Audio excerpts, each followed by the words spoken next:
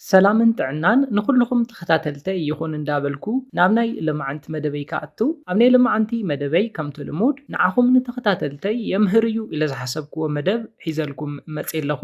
ናይ ልምዓንቲ መደበይ ዘልዕሎ ፍቁራትን ሰብ ሓዳርን ኣብ ሓደ ለይቲ ክንደይ ግዜ ፆታዊ ርክብ ክትፍፅሙ ኣለኩም ዝብል ሓሳብ መልሲ ክንህበሉ ኢና።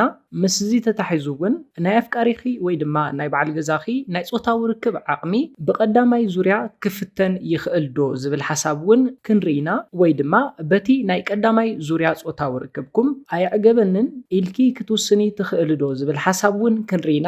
እስካብ ናይ መደበይ ፍጻመ ሓቢርኩም እንጽንሑ።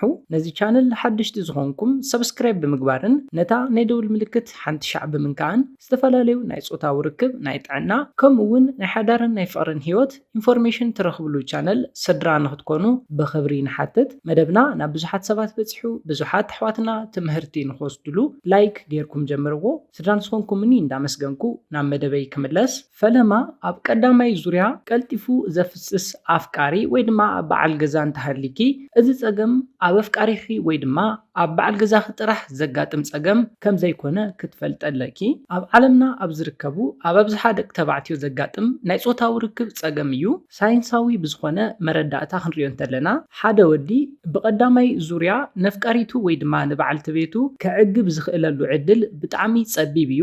ንኣብነት ፆታዊ ርክብ ትፍፅሙሉ መዓልቲ ዝተረሓሓቀ እንተኾይኑ ንኣብነት ብሰሙን ሓደ ግዜ ብወርሒ 2-3 ግዜ ጥራሕ ፆታዊ ርክብ ትፍፅሙ እንተኾይንኩም ከምኡ እውን ካብዚ ኣብ ዝነኣሰ ግዜ እውን ፆታዊ ርክብ ትፍፅሙ እንተኾይንኩም ፆታዊ ርክብ ኣብ ትፍፅሙሉ ግዜ በዓል ገዛኺ ወይ ድማ ኣፍቃሪኺ ካብ ፆታዊ ርክብ ርሒቑ ስለ ፀንሐ ቀልጢፉ ናይ ምውዳእ ወይ ድማ ናይ ምፍሳስ ፀገም ከጋጥሞ ይኽእል እዩ። ወይ ድማ ኣብ ቀዳማይ ዙርያ ፆታዊ ርክብኩም ክዕግበኪ ዝኽእለሉ ዕድል ብጣዕሚ ዝናእሰ እዩ ዝኸውን። ነዚ ድማ ምክንያቱ እንታይ እዩ? ሰውነቱ ካብ ፆታዊ ርክብ ርሒቑ ስለ ፀንሐ እዩ። ኣብ ደቂ ኣንስትዮ እውን ብተመሳሳሊ ካብ ፆታዊ ርክብ ርሒቕክን ክትፀንሓ እንተለኽን ሃንደበት ቃንዛ ከጋጥመክን ይኽእል። ንኣብነት ኣብ እዋን ፆታዊ ርክብ ቃንዛ ክስምዐክን ይኽእል። እዚ ድማ ብልዕትኽን ራሕሲ ስለ ዘይህልዎ እዩ። ንኣብነት ሓደ ሰብ ካብ ስፖርታዊ ኤክሰርሳይዝ ርሒቑ ናብ ስፖርታዊ ኤክሰርሳይሳት ክምለስ እንተሎ ከምኡ እውን ኤክሰርሳይዝ ኣብ ሰርሐሉ ግዘን ጨዋዳታቱ ስትራፖ ከም ዝሕዞ ፆታዊ ርክብ እውን ተመሳሳሊ እዩ። ቀልጢፍካ ናይ ምፍሳስ ፀገም ኣብ ደቂ ተባዕትዮ ኣብ ደቂ ኣንስትዮ ድማ ቃንዛ ኣብ እዋን ፆታዊ ርክብ ከጋጥመኩም ይኽእል እዩ ድሕሪ ነዊሕ ግዜ ፆታዊ ርክብ ኣብ ትፍፅሙሉ ግዜ ኮይኑ ግና ፆታዊ ርክብ በብግዚኡ ዝፍፅሙ ሰባት ንኣብነት ሰሙን ሙሉእ ዝፍፅሙ ብሰሙን 3-4 ግዜ ፆታዊ ርክብ ዝፍፅሙ ፍቁራትን ሰብ ሓዳርን ቀልጢፍካ ናይ ምውዳእ ወይ ድማ ናይ ምፍሳስ ፀገም ኣይህልዎምን። ምክንያቱ እንታይ እዩ?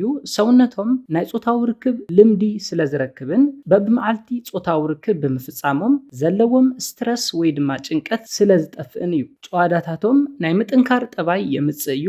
ሰውነቶም ድማ ፆታዊ ርክብ ይለምዶሞ።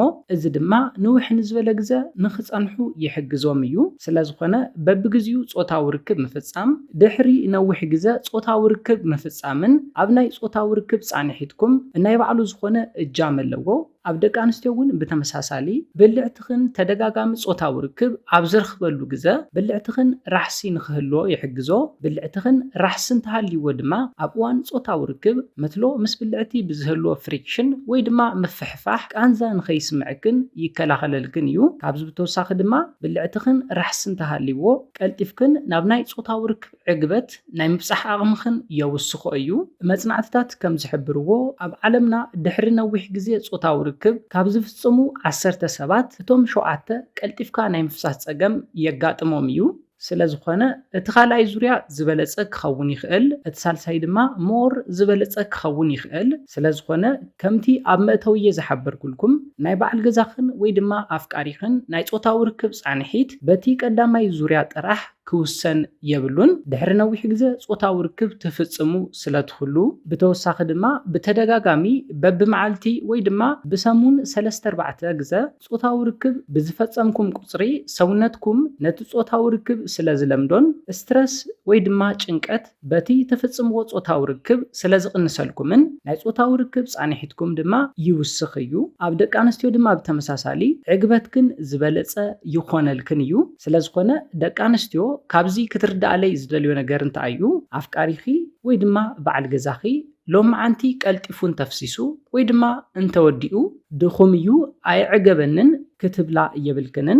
ኣብ ካልኣይ ዙርያ ኣብ ሳልሳይ ዙርያ ከምኡውን ጽባሕ ድሕሪ ጽባሕ ዝበለጸ ዓቕሚ ዘለዎ ንኽኸውን ደጋጊምኩም ክትፍጽሙ ኣለኩም። ኮይኑ ግና ነዚ እንዳገበርክን ምንም ምምሕያሽ ዘየምጽእ እንተኾይኑ ናይ ጾታዊ ርክብ ድሌት እውን ዝቕንስ እንተኾይኑ ናይ ጥዕናን ናይ ጾታዊ ርክብ ጸገምን ክኸውን ስለ ዝኽእል ብሓደ ተመያይጥኩም ናብ ሕክምና ብምኻድ ንዶክተር ክተማኽሩ ኣለኩም። ሓደ ሕማማት ንኣብነት ሽኮርያ ቀልጢፉ ንኸፍስስ ክገብሮ ይኽእል እዩ። ካልኦት ተመሳሰልቲ ሕማማት እውን መትሎ ደው ዘይምባል ጸገም ከስዕቡ ስለ ዝኽእሉ ዶክተር ምምኻር ዝበለጸ ዝሕበር ነገር እዩ። ነዚ ምግባር እምበር ናብ ዘየድሊ ዝሙት ብምእታው ብፈጣርን ብማሕበረሰብናን ናብ ዝተወገዘ ተግባር ክትኣትዋ የብልክንን። ካብዞም ሕማማት ብተወሳኺ ምስ ጭንቀት ወይ ድማ ስትረስ ተተሓዘ ስነ ኣእምራዊ ጸገም እውን ቀልጢፉ ንኸፍስስ መትሉ እውን ደው ንኸይብል ክገብርዎ ይኽእሉ እዮም። እቲ ካሊእ ሳዕቤን ድማ ንነዊሕ ግዜ ግብረ ሕቡእ ወይ ድማ ሴጋ ካብ ምፍጻም ዝመጸ ጸገም እውን ክኸውን ይኽእል እዩ። ኣመጋግባ እውን እቲ ካሊእ ሳዕቤን ናይ ቀልጢፍካ ምውዳእ ክኸውን ስለ ዝኽእል ቪጂቴብልን ፍሩትን ኣብዚሕኩም ክትወስዱ ኣለኩም። ስለ ዝኾነ በዞም ምኽንያታት ቀልጢፉ ናይ ምፍሳስ ጸገም በዓል ገዛኺ ወይ ድማ ኣፍቃሪኺ ከጋጥሞ ስለ ዝኽእል ነፍቃሪኺ ወይ ድማ ንበዓል ገዛኺ 2-3 ዕድል ክትህብዩ ኣለኪ። እቲ ካልኣይ ዙርያ ዝበለጸ እቲ ሳልሳይ ዙርያ ድማ ብጣዕሚ ዝበለጸ ክኾነልኩም ስለ ዝኽእል ካብዚ ብተወሳኺ ናይ ጽባሕ ናይ ድሕሪ ጽባሕ እውን ብጣዕሚ ዝበለጸ ዕጋባይ ጾታዊ ርክብ ክኾነልኩም ስለ ዝኽእል ካልኣይ ሳልሳይ ዕድል እውን ክትህባ ኣለክን። በቲ ቀዳማይ ዙርያ በቲ ናይ ቀዳማይ መዓልትኹም ናይ ጾታዊ ርክብ ጻኒሒቱ ክትውስንዮ የብልክን። ኮይኑ ግና ካልኣይ ሳልሳይ ዕድል ሂብክዮ ምንም ዓይነት ምምሕያሽ ዘየርኢ እንተኾይኑ ከምቲ ቅድም ኢለ ዝሓበርኩልኩም ናይ ጥዕናን ናይ ጾታዊ ርክብ ጸገምን ክኸውን ስለ ዝኽእል ንዶክተር ምምኻር ዝበለጸ ተመራጺ እዩ። ነዚ ኢለ ናይ ልምዓንቲ መደበይ በዚ ክዛዝም ካብ ናይ ልምዓንቲ መደበይ ዝኾነ ሓድሽ ነገር ከም ዝሓስኩም ተስፋ ይገብር። ነዚ ቻነል ሓድሽቲ ዝኾንኩም ሰብስክራይብ ብምግባርን ነታ ናይ ደውሊ ምልክት ሓንቲ ሻዕ ብምንካን ክተተባብዑናን ስድራ ክትኮኑናን ብኽብሪ ንሓትት። መደብና ናብ ብዙሓት ሰባት በፂሑ ብዙሓት ኣሕዋትና ትምህርቲ ንኽወስድሉ ላይክ ሼር ምግባርኩም ይትረስዑ። ሓሳብ ሪኢቶኹም ንቻነልናን ንመደብናን ንምዕባይ ስለ ዝሕግዘና ሓሳብ ሪኢቶኹም ብኮሜንት ተብፅሑና። ብኻሊእ መደብ ብኻሊእ ሓሳብ እስካብ ንራኸብ ሰላምን ጥዕናን ንኹላትና ይቀኒለይ።